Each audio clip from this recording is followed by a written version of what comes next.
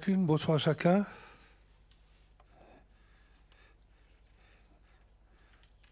Dominica, dans son témoignage, nous disait qu'en Roumanie,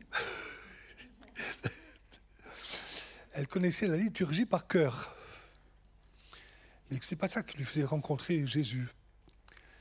Et ça me rappelait, moi, quand j'étais jeune au village, je connaissais la liturgie par cœur, en latin en plus. C'était impressionnant parce qu'on se battait pour être enfant de cœur. Et on voulait tout l'argent qu'il y avait dans le tronc des cierges. Et on avait mangé le gâteau à l'épicerie après. On voulait l'argent du curé. Donc, c'est pas vraiment connaître la liturgie qui bouleversait ma vie, qui a bouleversé sa vie. Le pasteur Guillaume a parlé aussi en introduction, il disait qu'il n'avait pas changé de religion. Dominica aussi a dit qu'elle n'avait pas changé de religion. Mais effectivement, parce que, vous savez, religion, ça vient d'un mot latin qui religere. Religere, ça veut dire relier, se relier. Et la religion, en fait, c'est quelque chose qui fait qu'on va chercher, nous, à nous relier à Dieu. Et pour ça, qu'est-ce qu'on va faire ? On va réciter des prières, mais la prière, c'est pas ça, c'est pas une récitation. La prière, c'est un cœur à cœur avec Dieu, c'est parler avec ton Père qui est dans le ciel. La prière, c'est se mettre devant son Dieu, devant son Père, et dire, voilà, tu vois mon Père, il y a ça dans ma vie, il faut que tu m'aides à le changer. Tu vois, j'ai besoin de ça, j'ai cette souffrance aussi dans ma vie. Et j'en parle avec mon Père qui est dans le ciel. Et parce qu'il est dans le ciel, il est tout puissant, il peut me bénir, il peut me prendre par la main. La religion, c'est nous apprendre à réciter des prières pour être agréable à Dieu.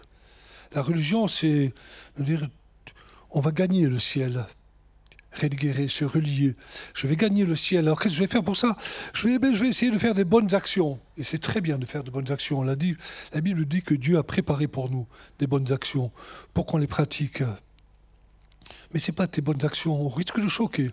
Ce n'est pas les bonnes actions qui vont te sauver. Ce n'est pas les bonnes actions qui vont te sauver parce qu'on peut faire des tas de bonnes actions et rester pécheur.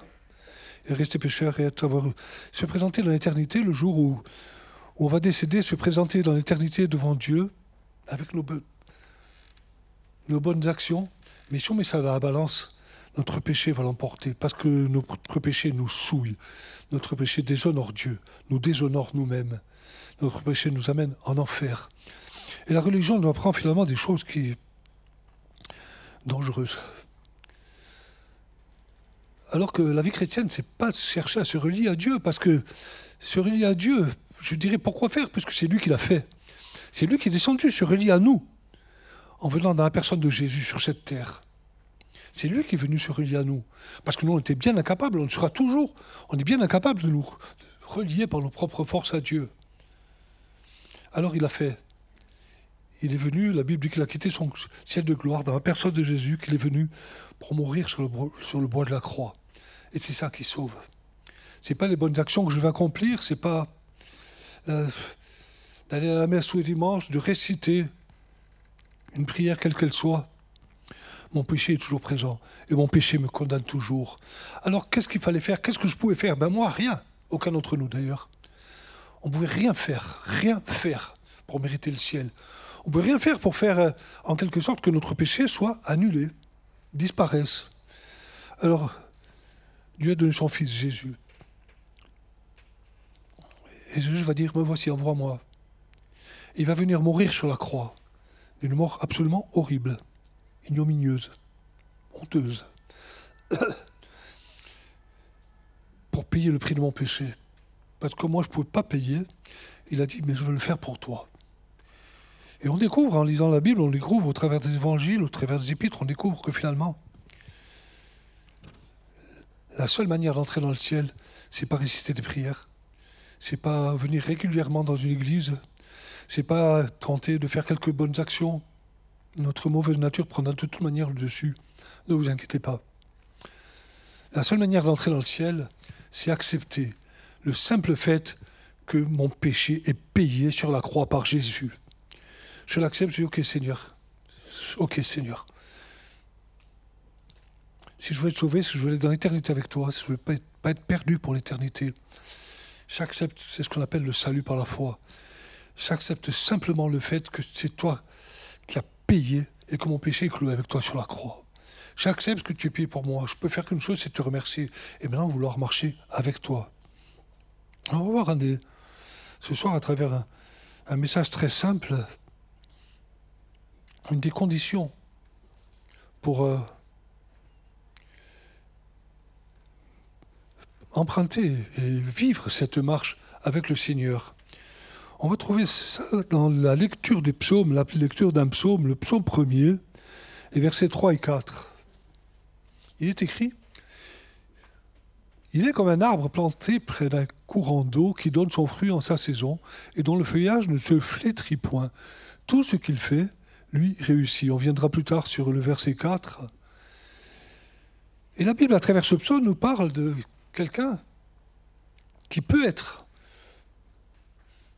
comme un arbre qui ne se flétrit point, un arbre toujours vert, un arbre qui donne toujours du fruit. Alors, je pourrais poser la question à chacun d'entre nous ce soir, qu'est-ce que tu préfères? Ta vie, qu'est-ce que tu préfères qu'elle soit? Tu préfères qu'elle soit comme un arbre sec, desséché, un arbre qui produit des fruits tout flétris ou rien, planté dans une terre sèche, jamais d'eau, ou tu préfères être un arbre verdoyant? Qu'est-ce que tu préfères ce soir? Tu préfères avoir une vie qui est sèche, qui est monotone, où il n'y a pas de joie, où tu es triste, ou être un arbre verdoyant, où malgré les épreuves, les difficultés, tu auras la joie de Dieu dans ton cœur? Mais tout le monde va dire, moi je préfère être un arbre verdoyant, mais qu'est-ce qu'il faut que je fasse pour ça? C'est ce qu'on va voir à travers ce verset. Le verset premier, je ne sais pas si je l'ai mis celui-ci, pardon. C'est pas grave. Le verset premier nous dit « Celui qui ne marche pas selon le conseil des méchants. » Celui qui ne marche pas selon le conseil des méchants. Voilà, celui qui va être un arbre planté près d'un courant d'eau. Et ça veut dire quoi? Ça nous parle de quoi? C'est-à-dire qu'autrement dit, pour être un arbre resplendissant, pour être un arbre plein de sel, plein de vie, un arbre qui porte du fruit, un arbre qui, malgré les tempêtes, va rester enraciné, on va le voir tout à l'heure. Il faut ne pas marcher selon le conseil des méchants. Ne pas marcher selon...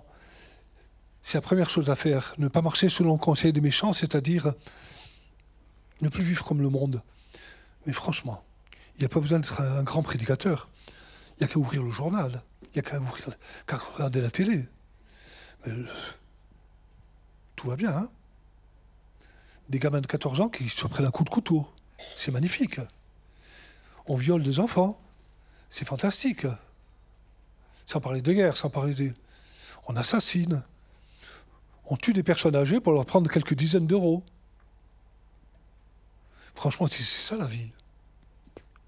Je crois qu'il y a mieux à faire sur cette terre. Il y a mieux à découvrir sur cette terre quand même. Ne pas marcher selon le conseil des méchants, ça veut dire refuser de marcher comme le monde. Ça veut dire ne plus vouloir marcher comme avant. Ne plus vouloir marcher comme avant. On a pu être voleur, on a pu être menteur, on a pu vivre dans le péché.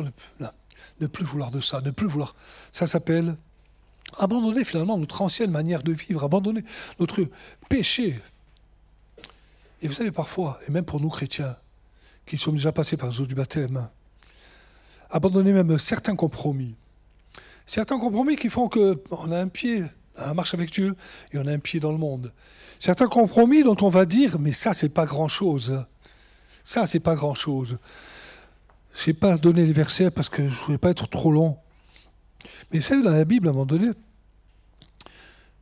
il y a Abraham, dans l'Ancien Testament, qui avait fait creuser des puits. Et puis, on va se rendre compte que les ennemis du peuple d'Israël avaient bouché ces puits. Et ils ont trouvé un puits qui était bouché avec quoi? Avec de la poussière. C'est pas grand-chose, ça aussi, vous savez. Comme les petites choses qu'on tolère dans nos vies, les compromis qu'on tolère dans nos vies, même quand on marche avec Dieu, même quand on est chrétien. Et cette poussière, elle rendait l'eau imbuvable. Et ces compromis, nos compromis parfois, nos petits péchés parfois, ils vont rendre notre eau imbuvable. On va dire, mais qu'est-ce qui se passe, Seigneur? J'ai soif, j'arrive plus à me désaltérer, j'étais en communion avec toi, qu'est-ce qui se passe? Compromis. C'est abandonner, c'est abandonner. Le verset 2 va dire, mais c'est celui qui trouve son plaisir dans la loi de l'Éternel. Celui qui trouve son plaisir dans la loi de l'Éternel. C'est celui qui trouve son plaisir dans la loi de l'Éternel qui va être comme un arbre planté près d'un courant d'eau. Et trouver son plaisir dans la loi de l'Éternel, ça s'appelle la conversion, vous savez. La conversion. Je ne marche plus, comme je disais, selon la loi de ce monde, selon la convoitise de ce monde. Je ne mange plus selon la loi du diable, on va appeler un chat un chat. Je marche selon la loi de Dieu. Et il y aura des combats, il y aura des difficultés, parce qu'on est sur terre. On est dans la chair, on n'est pas encore dans le ciel. Et tant qu'on sera dans la chair, il y aura des combats, il y aura des tentations. Ça sera parfois difficile, mais on a un Dieu puissant qui est là pour nous porter, pour nous garder dans sa main, pour que le dépôt qu'il a mis dans notre cœur ne soit pas flétri. La conversion, parce qu'on va chercher maintenant à marcher en plaisant à Dieu, en plaisant à Dieu. Dans le Nouveau Testament, ça s'appelle la métanoïa. La métanoïa, ça parle de changer de mentalité. Ça parle de tristesse devant Dieu, de tristesse devant notre cœur, devant ce péché qui nous conduit en enfer, devant la vie qu'on a menée. Et là, quand il y a cette conversion, cette transformation, cette métanoïa, on devient ce que la Bible appelle une nouvelle créature, née de Dieu. La Bible parle de la nouvelle naissance. Et c'est quelque chose de fantastique parce que, franchement, pour la plupart d'entre nous, on pourrait le dire, des choses qui nous attiraient dans le monde, dans le péché, aujourd'hui, on n'a plus envie. On n'a plus envie parce qu'on est porté par Dieu, parce que c'est Dieu qui nous enseigne, c'est Dieu qui nous transforme. Il nous transforme. Métamorphose, qui vient de métanoïa. Et la métanoïa, la métamorphose, ça s'illustre par la chenille qui se transforme en papillon. Qu'est-ce que tu préfères être? Une chenille? C'est pas beau, ça rampe, ça donne pas envie. Mais quand elle s'est transformée, la chenille, en papillon, un papillon, c'est plein de couleurs, ça vole, c'est magnifique. C'est magnifique. Ça illustre parfaitement bien ce que Dieu veut faire dans chacune de nos vies. Il veut que tu passes de l'état de chenille à l'état de papillon. Que tu sois une créature magnifique aux yeux de Dieu. Alors, se convertir, changer de vie, ça nous change de chenille en papillon. Et alors, on va être cet arbre planté près des courants d'eau. Et en examinant ce verset, le verset d'introduction, s'il te plaît, le verset 3, on va tout d'abord constater qu'il s'agit d'un arbre planté près d'un courant d'eau. Il est planté. Il n'est pas juste posé là. C'est pas ça. La vie qui vient d'en haut, la vie qui vient du ciel, la vie qui te fait dire « mais pourquoi je n'ai pas connu ça avant ?» La vie qui te fait traverser certaines épreuves pratiquement dans la joie, parce que ton Dieu est avec toi et tu le ressens au fond de ton cœur. Cette vie qui vient du ciel, on la reçoit quand on est planté près d'un courant d'eau. C'est pas marcher un petit peu avec Dieu, non, c'est planter. Planter, ça nous parle de solidité, ça nous parle de stabilité. C'est pas une vie chrétienne où je viens une fois de temps en temps à l'église parce qu'aujourd'hui j'ai un problème. Alors je vais venir, je vais courir à l'église, je vais dire Seigneur, Seigneur, bénis-moi, bénis-moi, bénis-moi. Puis si ce problème disparaît, moi aussi je disparais. Mais si tes enfants font ça, qui viennent te voir que chaque fois qu'ils ont un problème, et dès que le problème est réglé, tu ne les vois plus. Ça attriste le cœur de Dieu, ça attriste le cœur de celui qui est notre Père. Il a envie d'avoir une relation avec nous. Et il a envie que tu passes du temps avec lui. Et lui, il a envie de passer du temps avec toi. Ça nous parle de solidité, ça nous parle de stabilité, parce que c'est un arbre, ça nous parle de racines. Être enraciné dans les choses de Dieu. Parce que sinon, au premier souffle de vent, on va disparaître. Ça nous parle de profondeur. Et tout ça, c'est le contraire de la superficialité. Une vie chrétienne ne peut pas être superficielle. C'est pas possible. Parce qu'on va être emporté, on va le voir à la fin de ce message, on va être emporté. On doit être planté. On doit être planté, enraciné en Dieu, et ça, on est planté, enraciné en Dieu, évidemment, grâce à l'œuvre de Jésus à la croix, dont j'ai parlé tout à l'heure. Parce qu'il a payé le prix pour nous. Et être planté, enraciné en Dieu aussi, par notre comportement, par notre manière de vivre. Et ce verset nous dit aussi que cet arbre qui est planté, il n'est pas planté n'importe où, hein, quand même. Regardez, il est planté près d'un courant d'eau, Il n'est pas planté dans une mare. Il n'est pas planté dans de l'eau boueuse, de l'eau sale. Il n'est pas planté dans le monde, dans le péché. Cette eau sale, cette eau boueuse qui se fait croire qu'elle va te désaltérer. Mais où tu en es aujourd'hui? Franchement, tu es désaltéré par ta vie, à force d'être planté dans la mare ou près d'une mare, près d'une boue, près de la boue. Planté près d'un courant d'eau. Parce qu'un courant d'eau, ça nous parle d'une eau fraîche, d'une eau toujours renouvelée, d'une eau différente que l'eau que boit ce monde, une eau pourrie. Et c'est ce que je disais tout à l'heure, ne plus vouloir marcher selon le conseil des méchants. Se tourner vers Jésus, c'est en quelque sorte être transplanté de la mare, de la boue, au courant d'eau fraîche. Là, ça, c'est une eau qui va nous désaltérer. Parce qu'elle est constamment renouvelée. La vie avec Dieu, c'est quelque chose qui nous renouvelle tout le temps. On est lavé par cette eau, on est désaltéré par cette eau. C'est quand même différence. Et puis, ce verset nous dit aussi planter près d'un courant d'eau. Près d'un courant d'eau. Pas à une certaine distance, pas... Près, ça nous parle de proximité, évidemment. Près, ça nous parle d'être près de notre Dieu. Ça nous parle d'établir une relation, de cultiver cette relation avec notre Dieu. Pas une religion, une relation. Passer du temps chaque jour avec lui, pour acclamer son secours, pour lui dire qu'on l'aime, pour le remercier de ce qu'il a fait dans nos vies. C'est près d'un courant d'eau. Et même quand on marche avec Dieu depuis longtemps, trop souvent, on manque le rendez-vous. Trop souvent, on n'a pas cette proximité, on n'a pas cette relation, on ne la cultive pas. On se retrouve un petit peu sec, on se retrouve un petit peu défaillant. Mais si tu es planté près d'un courant d'eau, tu vas être toujours au bénéfice de cette eau fraîche qui va te désaltérer, qui va te désaltérer. Ça va te changer complètement. Vous savez, un jour, Jésus a dit à une femme, il est arrivé près d'un puits. En plus, c'était un territoire qui était, à l'époque, il n'était pas très ami avec le peuple hébreu, les Israélites de l'époque de Jésus. Et une femme qui était là, qui puisait de l'eau. Et même si c'était un peuple qui n'était pas très ami du peuple hébreu, Jésus a quand même été vers elle. Lui qui était juif, lui qui faisait partie du peuple hébreu. Il a quand même été vers cette femme. Et cette femme lui a proposé à boire. Il a dit qu'elle avait une cruche. Elle a dit, si tu veux, je te donne à boire de ma cruche. Et Jésus lui a dit, mais tu ne comprends pas. Il lui a dit, tu ne comprends pas. Tu peux me donner à boire avec ta cruche. Mais je vais reprendre ma marche. Et je vais encore avoir soif. Mais si moi, je te donne de l'eau qui vient de moi, tu n'auras plus jamais soif. Franchement, tu n'as pas soif dans ce monde.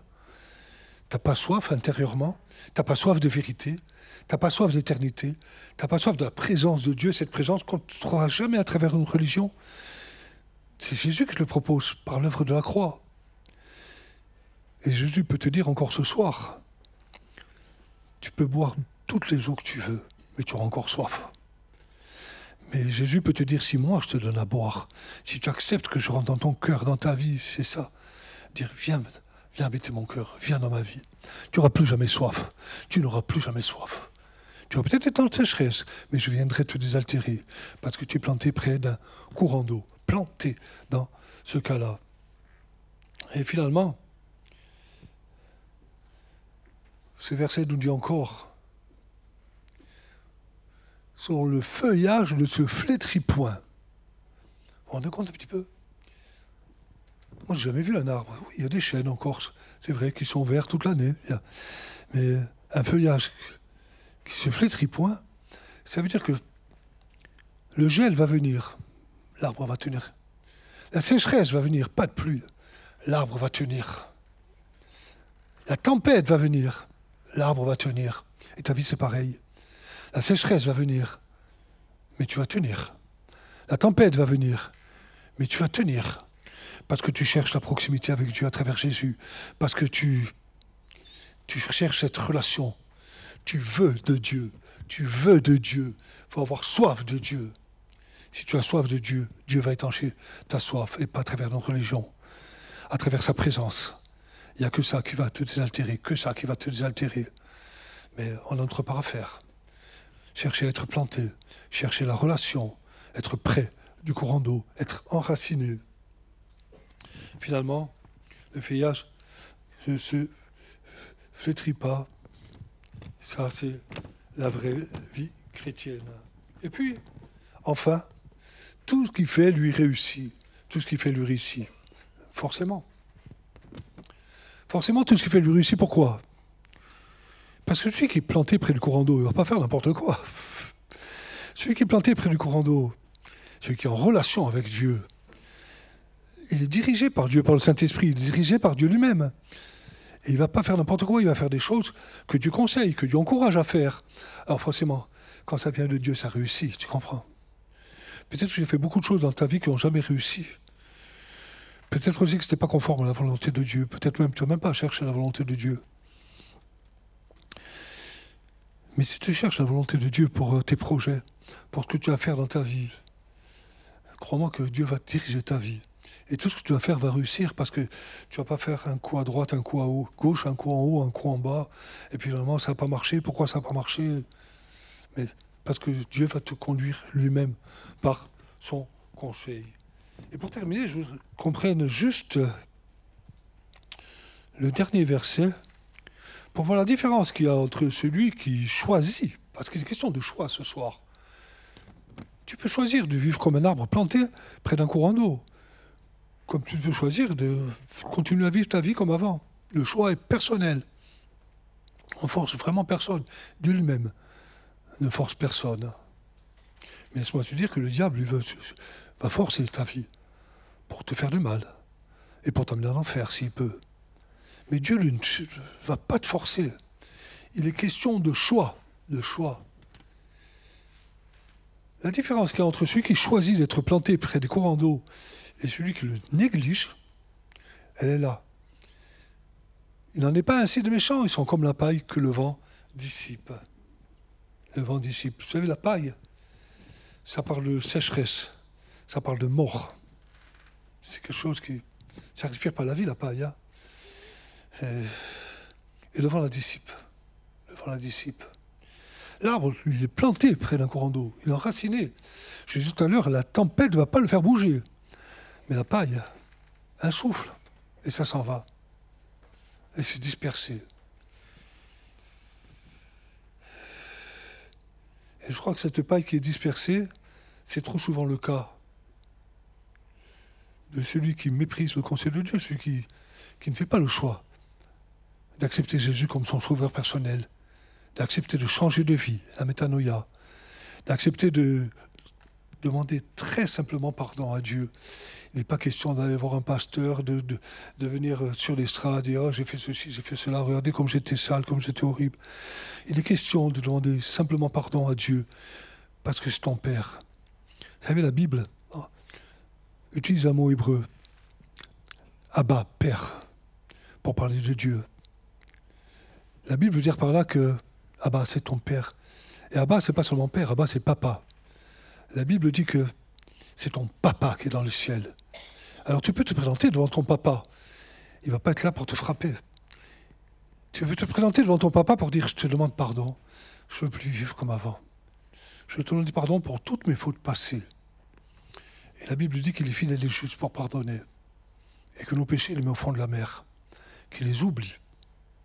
Et à partir de là, on peut entamer une vie nouvelle avec Dieu en Christ. Amen.